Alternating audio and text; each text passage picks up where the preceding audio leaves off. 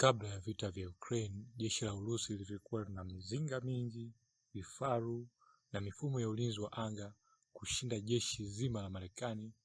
Ukijumlisha jeshi la Marekani na majeshi ya majimbo ya Marekani, ilikuwa zinazidiwa idadi na jeshi la Urusi. Jeshi la Urusi lina vifaa vingi sana, ikiwemo mizinga ambayo inaendesha wenyewe au wakiita self-propelled, lakini pia mizinga ambayo ni ya kuvuta.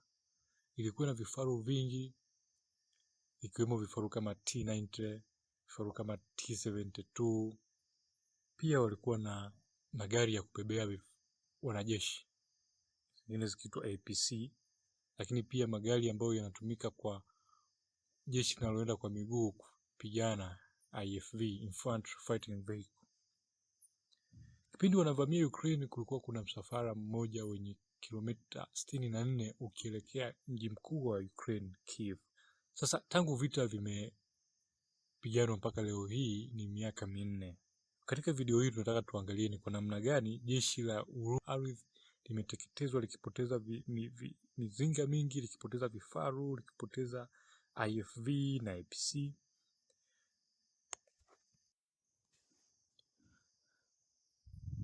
Siku chache kabla ya vita vya Ukraine kuanza, washirika wa Ukraine ikiwemo Marekani na Uingereza walihakikisha Ukraine inakuwa ina silaha za kuweza kukabiliana na jeshi la ardhi la Urusi.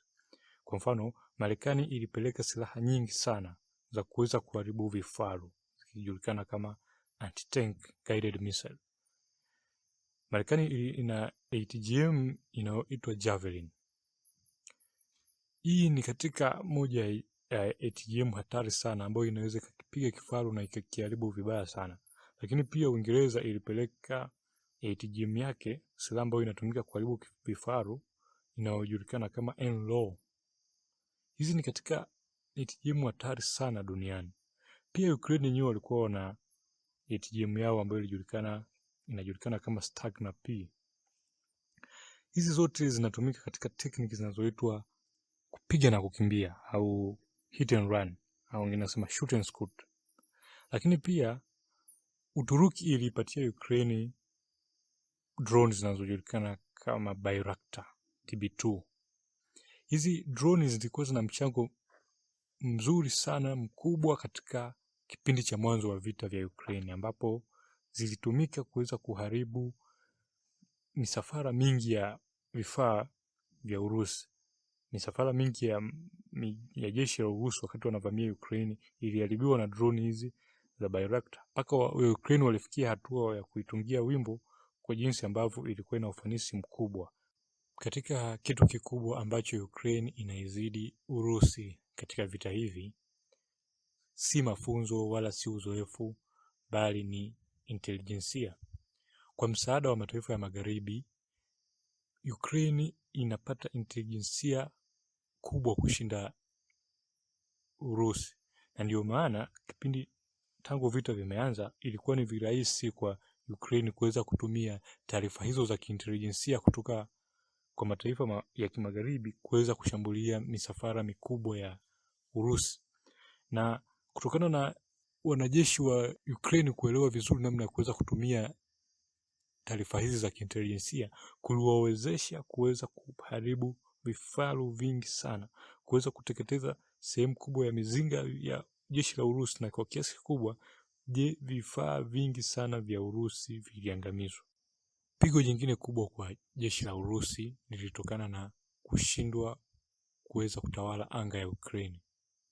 Ukraine imekuwa ikitumia mifumo ya ulinzi wa anga ya Kisoviet kama S-300 na S-200, ambapo walifanikiwa sana kuweza kudhibiti jeshi la anga la Urusi. Hivyo wanajeshi walioko ardhini wa Urusi wakawa wanakosa support. Kukosa msaada kwa jeshi la ardhini kulisababisha kuweza kushambuliwa virahisi. Na kumbuka Ukraine walikuwa wanatumia sana mbinu za kuvizia na kupiga na kukimbia. Kitendo hiki kilisababisha pigo kubwa sana kwa Urusi na kuweza kushindwa kukamata mji mkuu wa Ukraine, Kiev. Katika dunia ya leo hii, vifaru vinakabiliwa na vitisho vingi sana, ikiwemo ATGM kama zilizotaja, Javelin na NLAW, lakini pia RPG na mabomu ya kutegwa ardhini. Lakini pia vifaru vinakabiliwa na kushindwa kupita kwenye maeneo, kwa mfano kwenye madaraja madogo, kutokana na vifaru kuwa na uzito mkubwa. Unakuta kifaru kimoja kina uzito wa metric tani 65, hivyo kinashindwa kupita kwenye madaraja madogo, lakini pia kwenye sehemu zenye mito. Kwa mfano, Urusi ulikuwa wakitumia madaraja ya pontoon kwenye mito baadhi, na kuna kipindi fulani ambapo rais wa Ukraine Zelensky alisema kutokana na wao Urusi kwa wanaandaa kuvuka daraja moja, walitengeneza daraja la pontoon kuvuka mto mmoja, na walishambuliwa na wakaweza kuuliwa wanajeshi 1000 wa Urusi. Kuvuka maji hakuwezi kumwacha mtu salama, ni hatari sana unapokuwa unavuka maji wakati adui anakusubiri. Na hichi ndio kilichowakuta wanajeshi wa Urusi na wakaweza kuuliwa, kama ambavyo rais wa Ukraine alidai wanajeshi 1000. Haikuchukua muda sana, kilibuka kitisho kikubwa sana kwa vifaru na vifaa vingine vya ardhini ikiwemo mizinga, kitisho chenyewe kikiwa ni drones hizi ndogo ndogo. Kuna drones zinaitwa FPV, first person view. Drone hizi rubani wake anaweza kuziendesha vizuri, akaenda akachagua eneo zuri ambalo ni dhaifu kwa kifaru au mizinga, akaweza kupiga hapo na kuweza kukiharibu. Kutokana na hizi drone za FPV, sehemu kubwa sana ya mizinga ya Urusi imeharibiwa. Sehemu kubwa sana ya mizinga ya vifaru vya Urusi vimeharibiwa. Mpaka ilifikia hatua Urusi wakaamua kutengeneza kifaru Kobe. Yaani kifaru kinakuwa kinafanana na Kobe kwa sababu wanatengeneza kinakuwa na namna ya kukinga hizi drones za FPV. Hata hivyo, baada ya muda kiasi ilikuja kuonekana kwamba vifaru Kobe navyo bado vinaendelea kupigwa kirahisi na drone hizo za FPV. Kutokana na vitisho hivyo na kuona hali ambayo imeshatokea kwa vifaru vingine, uliwalazimu Urusi kutokipeleka kifaru chao cha kisasa zaidi kinachojulikana kama T-14 Armata. Urusi ilifikia hatua hiyo baada ya kuona vifaru vingine vinaharibiwa kirahisi, na wakaona itashusha soko na heshima ya vifaru hivyo ambavyo vingetajwa kuwa ni bora zaidi duniani. Leo hii picha za kambi za jeshi za Urusi nchini Urusi kwenyewe, sehemu ambako mwanzo kulikuwa kuna mkusanyiko mkubwa wa vifaru vya Urusi, leo hii ukiangalia picha hizo utagundua hakuna vitu vilivyobaki. Sehemu kubwa ya vifaru vimepelekwa Ukraine na vingi vimeteketezwa. Hali hii imesababisha jeshi la ardhi la Urusi leo hii utaona wanajeshi wanatumia pikipiki.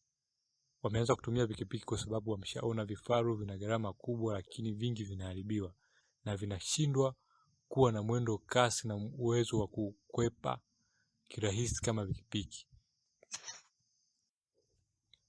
Pia Urusi imeongeza sana uzalishaji wa ndege aina za Shahid ili iweze kuishambulia Ukraine, si tena kwa kutegemea vifaru bali kwa kupitia angani.